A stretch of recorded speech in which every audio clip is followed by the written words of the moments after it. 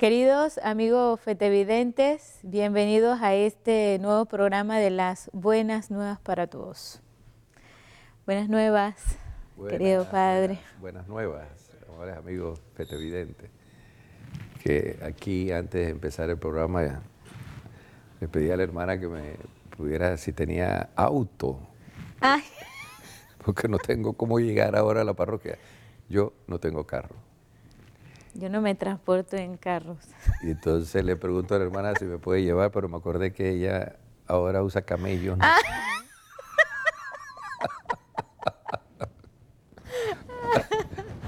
Bueno, Ay, Dios mío. así es la vida. Los tiempos cambian. Los tiempos cambian.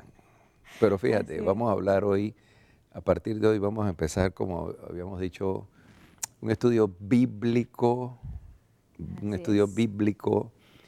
con imágenes de Tierra Santa, donde estuvimos. Y curiosamente, Jesús todo lo hacía a pie, para empezar, y la Virgen y los apóstoles. Sí, eso es lo primero. No usaban caballo, no usaban burro, no usaban camello. Camello porque no era un animal de uso de transporte para los judíos, eso más bien en Egipto y para atravesar el desierto. El caballo era un animal que representaba la tiranía de los romanos y de uso profano. Los judíos no usaban caballo. Lo que usaban era el asno. Y el asno se usaba más que todo de carga. Para cargar las cosas que se necesitan. Y las distancias Jesús las recorría a pie. Según los estudios que se han hecho de la Sábana Santa, que es un lienzo auténtico, a pesar de que tiene muchos detractores, porque los enemigos de la iglesia buscan la quinta pata al gato, por decir algo, para desmentir muchas cosas. La Sábana Santa está claro, quienes la hayan estudiado, como yo, que me he dedicado años a estudiarla, la Sábana Santa con la que se cubrió, envolvió el cuerpo de Jesús, corrobora de que Jesús tenía los pies deformes, sobre todo de tanto caminar, como era común entre los hebreos en aquella época y la Virgen también. Sí. Mira la distancia que hay desde Nazaret. Nazaret hasta Ain Karim. Una distancia bien larga. Y eso es loma, sube loma, baja loma, Baja. sube loma, baja loma. Entonces la Virgen también, donde se movía, y sobre todo en Nazaret, ella no tenía una pluma ni tenía una regadera para bañarse. Ella tenía que ir a buscar agua al único pozo que había en Nazaret. Sí. Y eso era todos los días o 2 veces o 3 veces a la semana, y guardar el agua en cántaro. Y luego, en Nazaret no es que había verduras y había legumbres y había frutas. Para hacer compras tenían que ir a Jerusalén. Uy, de Nazaret a Jerusalén. O bien a Cafarnaúm. Entonces, estas distancias eran a pie. Generalmente iban 3, 4 veces al año con ocasión de las grandes fiestas judías, y ahí se abastecían también de algunos comestibles para el año.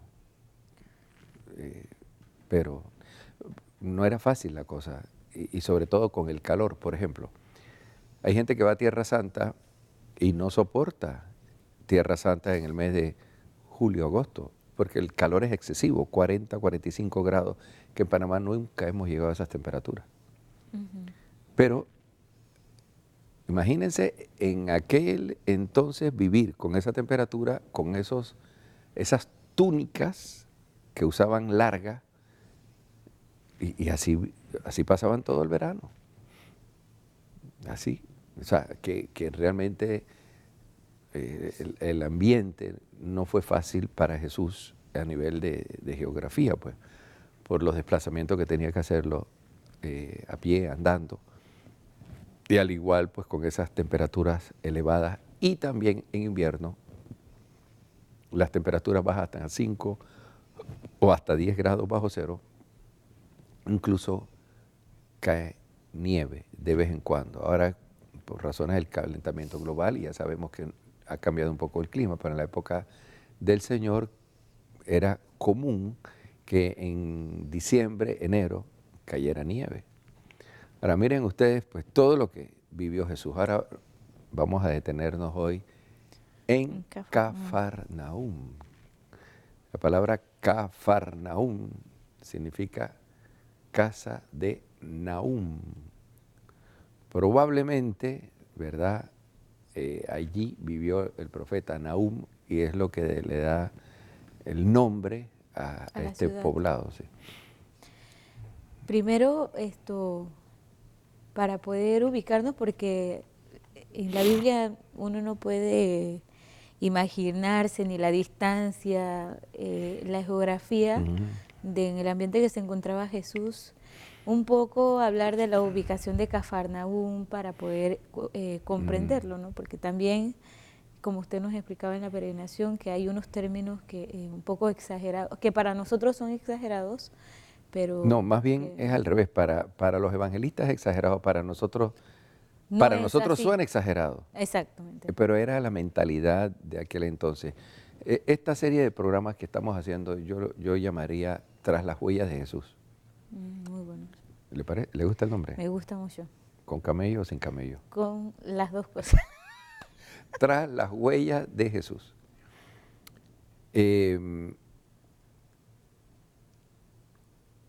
Curiosamente, Galilea es una región geográfica que es hermosa, es bonita, a pesar de que la vimos ya terminando el verano, cuando menos verdor hay.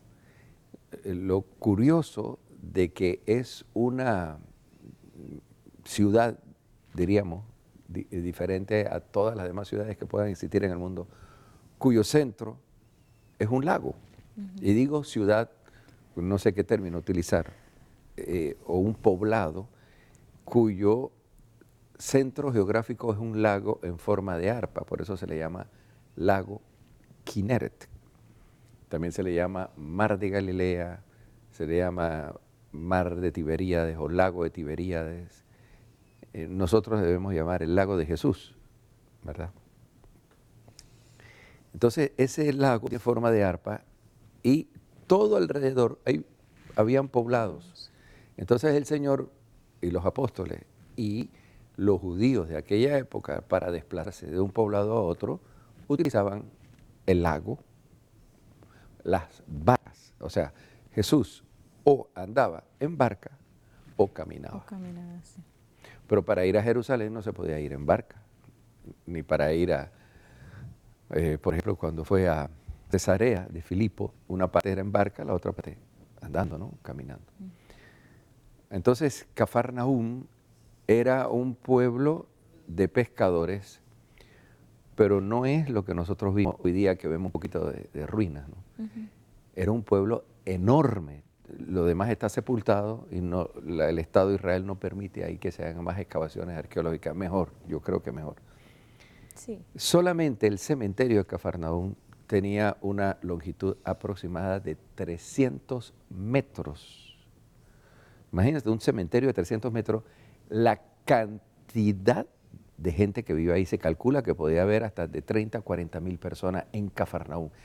Y era usted lo que están viendo ahí en pantalla es la casa de Pedro, que se hizo de esa manera sobre la casa de Pedro, esta iglesia octogonal, para no dañar la parte esta arqueológica y no tapar la sinagoga que está atrás, que vamos a hablar de eso ahora. Ahí estamos con los cantos para empezar la Eucaristía, justo en el lugar de lo que se conoce como la casa de San Pedro. Aquí vivía San Pedro y su hermano Andrés. Y es muy probable que aquí mismo viviera también Jesús. Porque todos los datos que tenemos nosotros en los evangelios mencionan de que Jesús tenía su casa en Cafarnaúm. Y de todos los sitios arqueológicos que se han podido estudiar con rigor científico, se ha encontrado que este sitio aquí, donde ustedes han visto, es el sitio que desde el siglo III incluso ya guardaba de una gran veneración de los cristianos. ¿Por qué no antes? Por la persecución que había. Cuando esas persecuciones cesaron, de inmediato, aquí, en estas vistas que ustedes vieron, obviamente no estaba esa iglesia de cristal. Aquí había una iglesia octogonal, porque el 8, aquí Ahí vemos se ve mejor las tomas, ese es Cafarnaúm. Aquí había aquí está la sinagoga del siglo IV, que está sobre la sinagoga del primer siglo, la sinagoga donde a Jesús asistía. Estas vistas que estamos viendo es de Cafarnaúm. Entonces, ¿qué importancia tiene para nosotros Cafarnaúm? Cafarnaúm era la morada de Jesús. Cafarnaúm era la cátedra de Jesús. De aquí, de Cafarnaúm, aquí en Cafarnaúm fue donde Jesús eligió a sus apóstoles, donde vivían los apóstoles. Aquí vivía Pedro, aquí vivía Andrés, aquí vivía Santiago, aquí estaba Mateo cobrando impuestos, aquí estaba Tomás, el único que aparentemente no estaba aquí, pero estaba cerca de acá también, Natanael, que era propiamente de Caná, de Galilea. Entonces, estos Pedro, Juan, Santiago, Andrés, esta pareja de hermanos, eran pescadores y estaban en este poblado, porque este poblado, de todos esos pueblitos que estaban alrededor del lago de Galilea, este era el más importante. Esto era aduana también de la mercadería que venía del Líbano. Entonces tenía que pasar por Cafarnaúm, de Cafarnaúm pasaba por la otra aduana que estaba en Jericó y de ahí entraba a Jerusalén. Y lo mismo al revés, el comercio que venía a Jerusalén pasaba por Jericó, pasaba por Cafarnaúm y de ahí entonces hacia el Líbano y los pueblos pues, del norte. Aquí para aclarar esto, de que Jesús puso un lugar estratégico para predicar, porque Jesús estuvo oculto en Nazaret 30 años, eso lo vamos a ver después. Sí. Y vamos a ver la importancia que tenía Nazaret también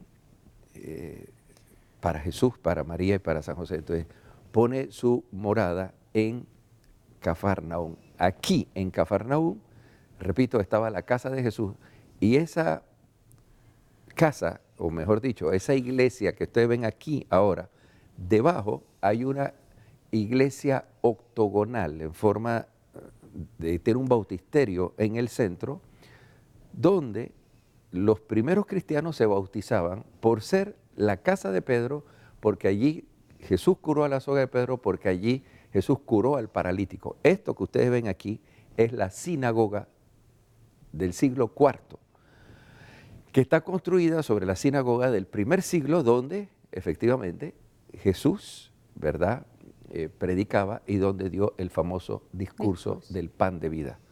Es interesante cuando hablemos aquí del discurso del pan de vida, ¿por qué Jesús da el discurso del pan de vida aquí? Porque a pocos metros se dio la multiplicación de los panes en Tabga. Sí, es que está Y eso lo vamos a todo explicar aquí. Aquí vamos a hacer un viaje a Tierra Santa virtual y ustedes, la idea es que conozcan estos sitios y profundicen en la Sagrada Escritura. Yo tengo aquí... Sí. ¿Podemos en este momento hacer una pausa? Bueno, vamos a hacer una pausa. Yo aquí quiero, ojalá con la pausa ustedes busquen el Evangelio de Marcos. Vamos a hacer una pausa, busquen ustedes el Evangelio de Marcos y con la Biblia en la mano vamos a hablar de Cafarnaúm para que vean la importancia que tenía Cafarnaúm en la época de Jesús. Y curiosamente, aquí hay una maldición de Jesús sobre Cafarnaúm y es la única ciudad o pueblito que de la época de Jesús nunca más se pudo reconstruir. Sí, porque prácticamente es esto lo que estamos viendo en la pantalla. Sí, porque Jesús lo maldijo. Hay una maldición porque lo rechazaron, no vieron los milagros que él había hecho y Dios, y tú Cafarnaúm, ¿no? Verás lo que ocurrió, no tengo la cita, ahora la buscaré, ¿no? ¿Crees que te quedarás atrás? Porque si en Tiro y Sidón se hubieran hecho los milagros que se hicieron, en ti, y en Sodoma se hubieran convertido, pero Ahí pasó ahí todo, entonces es donde prácticamente. viene la maldición. O sea, en este sentido de que no reconociste el tiempo de tu visita, lo mismo de la maldición sobre Jerusalén, que de hecho fue una devastada por el emperador Tito. Y el mismo Jesús lo dice, no reconociste el tiempo de tu visita, cuando el Hijo de Dios vino, no quedará piedra sobre ti. Y fue una catástrofe en Jerusalén en el año 70, cuando los romanos la destruyeron. Entonces, No queda nada. esto de que Dios no castiga, yo no sé, eso aquí está claramente lo que ocurrió, son hechos históricos. Está Cafarnaúm, donde Jesús vivió, y está la misma ciudad de Jerusalén en el año 70 devastada. El mismo templo también. Qué Bueno, fuerte vamos a eso. hablar de todas estas cosas. Sí. Podemos ir a la pausa y busque su Biblia tras las huellas de Búsquenla. Jesús. Amén. Muy bien.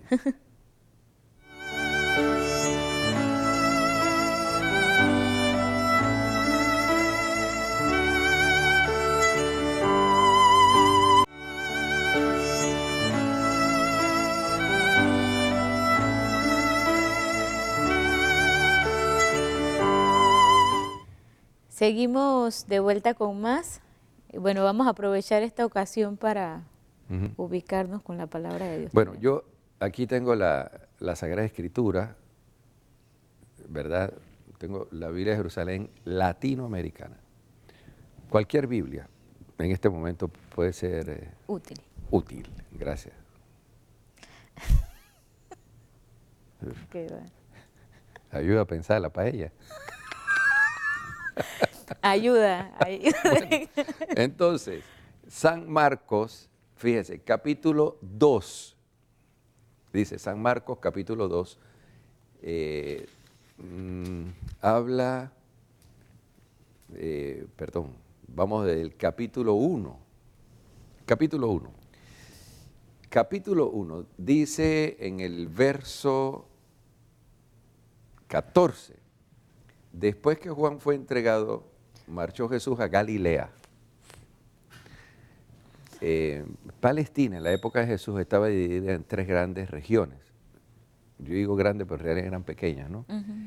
La región del norte es Galilea, la región central es Samaria, o Samaria, y la región del sur es Judea, cuya capital es Jerusalén. Jesús está en Nazaret, que pertenece a la Galilea, y luego, cuando ya comienza a predicar, llega el momento histórico que él tiene que manifestarse como Hijo de Dios, comienza su predicación en Cafarnaúm, y ahí pone su casa, porque tenía su casa. Dice, después que Juan fue entregado, marchó Jesús a Galilea y proclamaba la buena nueva de Dios. Y luego dice, en verso 16, bordeando el mar de Galilea, vio a Simón y Andrés, el hermano de Simón, largando las redes, los llama a ser pescadores de hombres, luego ve a Santiago y su hermano Juan, 2 pares de hermanos, y dice, verso 21, dice, llegan a Cafarnaúm. Entonces, enseña en Cafarnaúm, dice, al llegar el sábado entró en la sinagoga. ¿En cuál sinagoga entró? En esa que está allí, que ustedes vieron. Y al frente de la sinagoga estaba la casa de Pedro. Pero eso es que dice el Evangelio que salió de la sinagoga y entró en la casa de Pedro, porque estaba al frente. Verso 21 dice, llegan a Cafarnaúm. Y dice, al llegar el sábado entró a la sinagoga y se puso a enseñar. Y había en la sinagoga un hombre poseído por un espíritu inmundo. Entonces Jesús hace un exorcismo en esta sinagoga. Y dice, verso 29, al salir de la sinagoga, se fue con Santiago y Juan a casa de Simón y Andrés. Ahí, a esa casa que ustedes están viendo ahí, en ese momento. Eso está, ¿a cuántos pasos, hermana? 10 pasos. 10 pasos, una cosa así. 10 pasos de la sinagoga a esta casa. Luego viene las curaciones de madrugada, cuando todavía estaba oscuro, se levantó y fue a orar al monte de la bienaventuranza, que está al frente de esta casa. Se le acerca un leproso, lo cura. Verso 2, capítulo 2, dice, entró de nuevo en Cafarnaúm, porque baja del monte. En realidad el monte está ahí detrás de Cafarnaúm. Entró de nuevo en Cafarnaúm, capítulo 2. Capítulo 3 dice, entró de nuevo en la sinagoga y había un hombre que tenía la mano paralizada. O sea, no sale de Cafarnaúm. No. Capítulo 4, otra vez se puso a enseñar a orillas del mar. No es un mar, es un lago. Pero para los judíos, en aquella época, a ese lago se le llamaba mar porque las olas se encrespaban por la voracidad del viento. Luego dice, aquí mismo, en el versículo 4, viene la parábola del sembrador. Esta parábola del sembrador es curiosa, ¿no? Porque dice, se puso a enseñar a orillas del mar, allí donde está la casa del primado de Pedro. Después hablaremos de eso, no de esta casa que ustedes vieron, sino de otra, donde Jesús ya resucitado le pregunta a Pedro, Pedro, ¿me amas? Tú sabes que... Bueno, allí Jesús se pone a enseñar de que un hombre sembró trigo y la semilla fue creciendo. Yo le decía a la gente, miren ustedes la incongruencia aparente de estas palabras de Jesús. Cuando Él se pone en la barca y detrás de Él está el lago y en lugar está hablando de peces, está hablando de trigo. Sí. De agricultura. De agricultura donde hay puros pescadores. O sea, porque eso atrae la atención. Si en el momento comienza a hablar de peces, que lo hace, pero en otras circunstancias, no hubiera impactado tanto como en este momento. Esta gente que está habituada a vivir de dátiles, a vivir de pescado, ¿no? Y de otras frutas como la granada y otras cosas de la época. Aquí en esta región, que es árida, sí se cultivaba el trigo, pero fuera de la ciudad. Y entonces el Señor comienza a hablar de un discurso de sembrar donde no hay posibilidad de sembrar ahí. Habría que salir y buscar esos sembrados de trigo, pero quiere atraer la atención. Ante un poblado de pescadores donde el alimento diario, lo que es para nosotros el arroz, es el trigo, el pan. Entonces da este discurso de la parábola del sembrador y luego la semilla de mostaza, al atardecer dice que pasaran a la otra orilla, suben a la barca y llegan al otro lado del mar de los Gerasenos. En el Evangelio de Marcos hay una cantidad de actividades bien claras que Jesús realiza en Cafarnaúm. ¿Qué hicimos nosotros allí? Tomamos el Evangelio de Marcos y comenzamos a leer qué era lo que estaba pasando en ese sitio. Y una de las cosas que ocurre aquí es la famosa multiplicación la primera multiplicación, porque hay dos. Una en la Decápolis, que es hacia una región pagana, y otra aquí, que es para los judíos. Ambas multiplicaciones de los panes, como el discurso del pan de vida, son prefiguraciones de la Eucaristía que más adelante celebra el Señor en el cenáculo.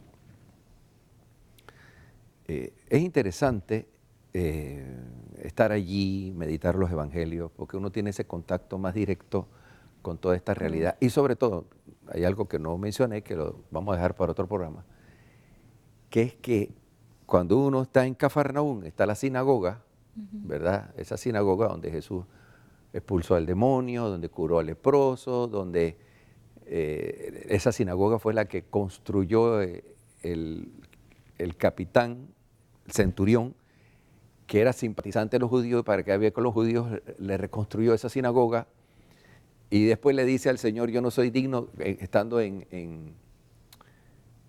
cuando el Señor estaba en Caná, le dice allá en Caná, tengo mi criado enfermo, y el Señor dice, no, vamos a curarlo. Y el hombre le dice, no, no es necesario.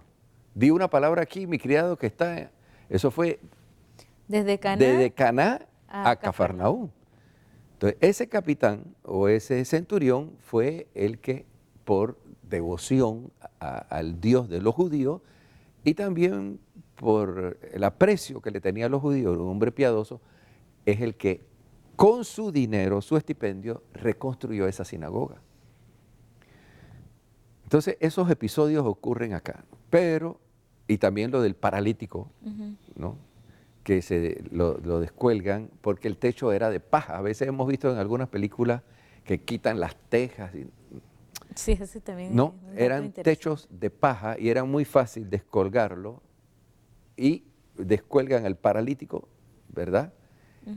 Y el Señor le llama la atención cómo es la fe de estos hombres y dice que es más fácil decirle al paralítico, tus pecados te son perdonados o curarlo, ¿no? Y el Señor hace ambas cosas porque Él tiene la autoridad tanto para curar el alma como para curar el cuerpo. Aquí vemos la sinagoga, aquí vemos restos de la antigua Cafarnaúm donde vivió el Señor. Una ciudad que estaba toda construida con piedra de basáltica, propia de esta región del lago. Fue, me parece, en el siglo VI o VII que hubo un violento terremoto y destruyó todo. Toda la ciudad. Y nunca más esta ciudad prosperó. También interesante porque en la Biblia hay muchos encuentros de Jesús con los fariseos, con los publicanos, con los sacerdotes, pero con toda razón porque su casa o la casa de Pedro estaba ahí continua a la sinagoga, ¿no? Que esta Yo no sé si es la ocasión de hablarlo ahora o lo hablaremos después, sobre esto de la multiplicación de los panes y el discurso del pan de vida. Yo creo que ya ahora no hay mucho tiempo, ¿no? Sí, ya no hay mucho tiempo. Cuando uno va a estos sitios, la misa que uno celebra en cada uno de estos sitios es la liturgia propia del lugar, las lecturas del lugar. Por ejemplo, ahí en el Monte de las Bienaventuranzas, lo que hicimos fue leer todo el discurso inaugural de Jesús. Habéis oído que se dijo, mas yo les digo. Habéis oído que se dijo, mas yo les digo. O sea, Jesús le está diciendo eso a pescadores, gente sencilla. Es un discurso muy distinto a lo que él utiliza en Jerusalén, ante los judíos de Jerusalén. Entonces, aquí está introduciéndolos en la nueva economía de salvación porque esta gente está más abierta a él. El rechazo que el Señor tiene más bien es con los judíos de Judea y los sumos sacerdotes. No sé si terminamos te tenía hoy una catequesis. Sí, hay una pequeña catequesis que se dio cerca de la sinagoga de la casa de Pedro y también recordando algunos textos bíblicos como lo hemos hecho ahorita. Nos ayudaría también para poder estudiar un poco más las escrituras. Así que... Vamos con la catequesis y volvemos para despedirnos de este programa interesante y sería bueno también que nos hagan llegar sus opiniones. Pero aquí Jesús dio una catequesis de la Eucaristía. Entonces por eso ahora vamos a tener la hora santa allí y ustedes van a tomar los 4 evangelios de Marcos y van a tomar el evangelio de Juan, capítulo 6 y lo van a leer despacio y se van a acordar cuando estén leyendo eso que Jesús lo predicó aquí. Aquí lo predicó después que hizo el milagro allá en Tabga donde estábamos. Entonces, hizo el milagro y la gente viene para acá y Jesús dice, yo sé por qué ustedes me están siguiendo por el pan que les di, bueno, no hay más. Ahora yo soy el pan de vida. Y vino la discusión y los discípulos, Jesús le dice a los discípulos, y ustedes también me van a, los puso como en jaque, ¿no? Ustedes también me van a dejar. Y el Señor, y Pedro le dice, no, ¿a quién vamos a ir? Si solo tú tienes palabra de vida eterna. Esto representa que cuando Jesús nos exige un poquito, ya nosotros no estamos dispuestos a seguirlo. Y muchas veces dejamos nuestros intereses por lo que Jesús nos está presentando. Entonces Jesús nos dice que nosotros, como discípulos suyos, no lo podemos poner condiciones. Tenemos que seguirlo a Él y lo que Él nos está diciendo, aun aun cuando no entendemos las cosas, cuando no comprendemos las cosas, como de hecho nadie entendía que él estaba hablando de la Eucaristía. Incluso hoy los protestantes no lo entienden. Pero Jesús está hablando de la Eucaristía, la multiplicación de los panes, y el discurso del pan de vida era una preparación para el Jueves Santo en Jerusalén. Ahora nosotros vamos a asumir eso porque después vamos allá, donde Jesús instituyó la Eucaristía, y allí nos dio el mandamiento del amor, ahí le lavó los pies a los apóstoles, y allí se dio el milagro de Pentecostés, porque también me preguntaron dónde fue Pentecostés. Para aclarar lo que habíamos dicho antes, miren cómo se dieron las cosas. De aquí a allá son 3 días o 4 días caminando. Ahora, en 2 horas y media se llega por autopista. Jesús resucita ya y le dice a sus apóstoles, vayan a Galilea, allá me encontrarán. Después que se encuentra con ellos allá en el cenáculo y les muestra el agujero de las manos el agujero de los clavos en las manos y en los pies. Le da las instrucciones y después se encuentra con ellos acá. Y vimos el episodio de nuevo del pescado, que comieron pescado, y Jesús le dice a Pedro, me ama. Y el Señor se despide de ellos y regresan allá de nuevo, y allá se da la ascensión, y ahí se quedan esperando la venida del Espíritu Santo, 40 días después de la Pascua, de la resurrección. Jesús, cuando viene de haber recibido el Espíritu Santo en el Jordán, ve que está Simón y Andrés, Santiago y Juan. Y entonces el Señor allí, por primera vez le dice que si han pescado algo, y entonces Pedro le dice, nada, hemos pescado toda la noche. Entonces dice, bueno, anda mar adentro y tira la red. No, pero ¿qué hemos pasado toda la noche? Anda. Dice, bueno, porque tú lo dices, iré. ¿Por qué Pedro le dice porque tú lo dices? Las películas nos presentan como que Pedro no había conocido a Jesús, pero ¿cómo no lo va a conocer en una ciudad tan pequeña? Y ya Jesús vivía aquí. Claro que lo conocía, Jesús había platicado con ellos, ya tenía la referencia del nazareno que había venido de Nazaret aquí. Y entonces está bien, porque tú lo dices, lo voy a hacer, pues. Y va y tira la red. Y entonces Pedro le dice, aparta de mí, que soy un pecador. Entonces, de hoy en adelante dejarás las redes y serás pescador de hombres. Y dice que lo dejaron todo y lo siguieron. Eso fue aquí abajo, donde está la ribera, ¿no? del lago.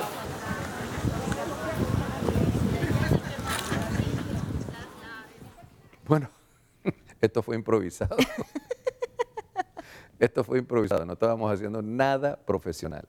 Fue improvisado.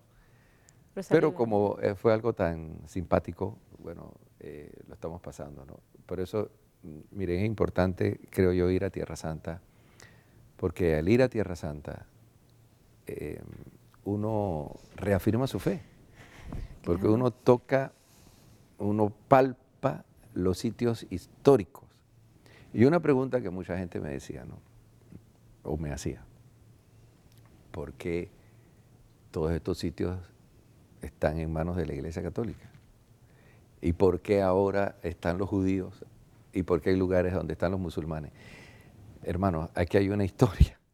Sí. Aquí hay una historia de 3.000 años, casi 4.000 años, porque Abraham es 1.900 años antes de Cristo, más 2.000 años después, casi 4.000 años. Entonces ha pasado de todo en Tierra Santa. Pero los sitios originales están en manos de la Iglesia Católica bajo la custodia franciscana.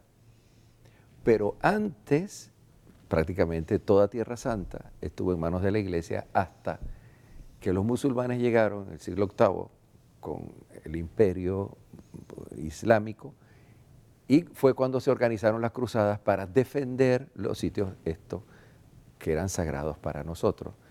Y esto se redujo hasta que, bueno, nos quedamos únicamente con los lugares de culto. Después de la Segunda Guerra Mundial, se prácticamente los judíos regresan de la diáspora y de los otros sitios y se va perfilando lo que es el Estado de Israel. Y en los últimos 30 años es impresionante cómo ha crecido Israel y los cristianos han ido desapareciendo y también los musulmanes. Entonces hay un problema allí porque durante muchos siglos también la presencia árabe fue muy fuerte y los árabes estaban divididos en los cristianos y los musulmanes, porque hay árabes cristianos.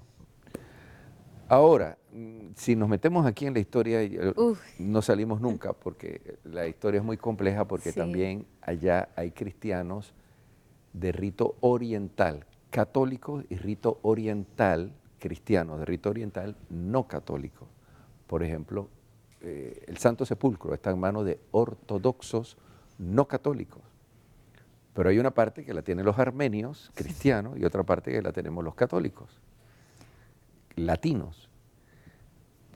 Fuera del sepulcro y del pesebre donde el Señor nace, lo demás está en manos de la custodia franciscana y de la Santa Sede.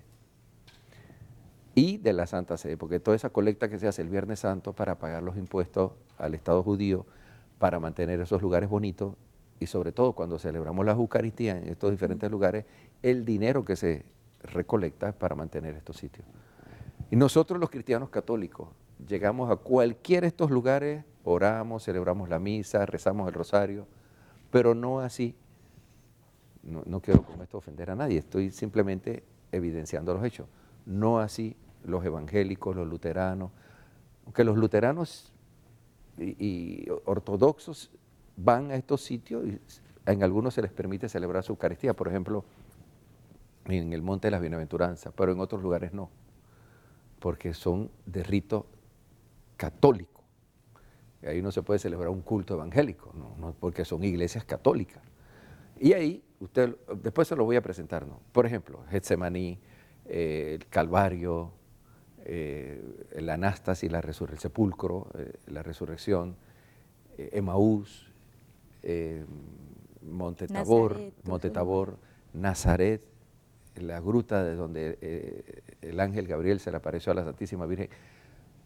No es correcto decir que no hay pruebas, y esto lo digo porque he hablado con uno que otro pastor, porque no lo estudian, y no es correcto decir que todos esos lugares se perdieron y no se sabe dónde fue. Falso, y aquí voy a demostrarlo con pruebas científicas que estos sí son los lugares. Es más, muchas de las cosas sabemos de la Biblia por estos lugares. Y voy a decir algo más, estos lugares estaban primero que gran parte de la Biblia. Cafarnaúm existió primero antes que el Evangelio de Mateo, Marcos, de Lucas y de Juan.